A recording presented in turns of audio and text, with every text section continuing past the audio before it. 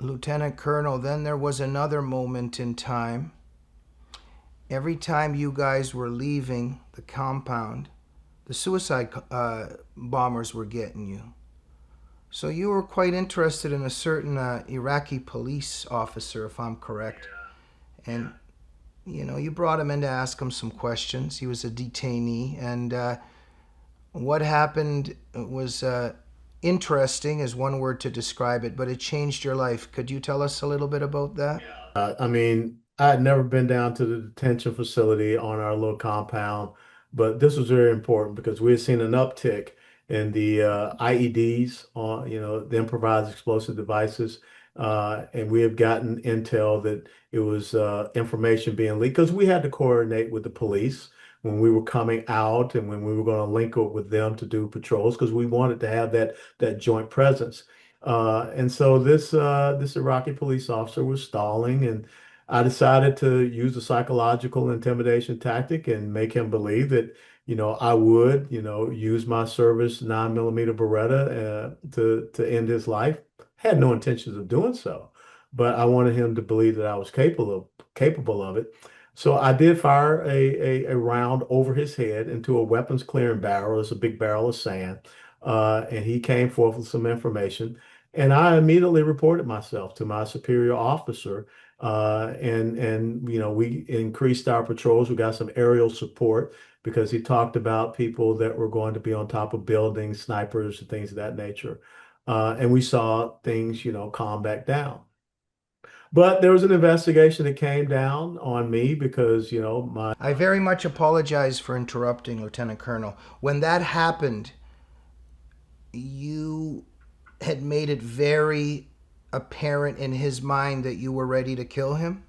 yeah, I wanted him to believe that I was capable of doing so. Uh-huh. Okay. Because that was something they didn't think that, Americans, but I wanted him to get that sense that I could, the Okay. seriousness of the situation. Okay. And he started to talk. He started to talk. Because, I know that if I shoot an unarmed person that's detained, I'm seriously going to Fort Leavenworth because that's Yes. called murder. But the Army still, I was taken out of my command. I was, fully, compliant and fully let everybody know exactly what I did. When the one-star general, the assistant division commander, came down to investigate the situation, I wrote out a very detailed statement. They took me out of the command of the unit and I underwent what we call an Article 32 hearing, which is kind of like a grand jury hearing on the civilian side. And they decided they would not pursue any criminal means toward this or criminal ends toward this. I could have, like I said, been sent to Leavenworth for 8 years, but ended up paying a $5,000 fine and, redeployed back here. But, there was something that I never thought about it because I did take the witness stand. And my defense lawyer asked me, now that you know all the things that have happened to you and the things that are at stake right now, he said, if you were faced with this situation, would you do it again? And the line was, and it just flowed for me. I mean, this was something God inspired. I said, if it's about the safety and lives of my men, I'll go through hell with a gasoline can. And I never realized the power of that statement. Uh, Mm. when I flew back to Fort Hood, Texas, and everyone knew that I was on the way coming back, there were people that were there at the hangar carrying empty gasoline cans, veterans and other folks, because Mm. it touched them very much and it Mm. brought tears to my eyes. Not Wow. to mention seeing my wife and my daughters.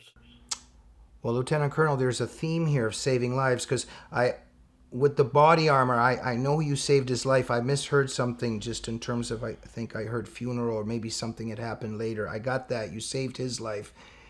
And then because of this, and you were facing 8 to 15 years in prison, but because you had done that, the suicide missions against your men subsided after that, correct? And you could say that you saved lives again by putting yourself, by sacrificing yourself, right? Correct. Mm-hmm. But that's what you're supposed to do. I mean, Mm-hmm. I don't know any other way to understand what leadership is. I mean, again, it's that Christian principle of being willing to lay down your life for others. Well, it's what you're supposed to do. I'm just not sure how many people actually do it. So you're a very special person, and may God bless you. That comes back to my dad again. Yeah. Same shit. I mean, his parting words to his second lieutenant son was to always take care of your troops.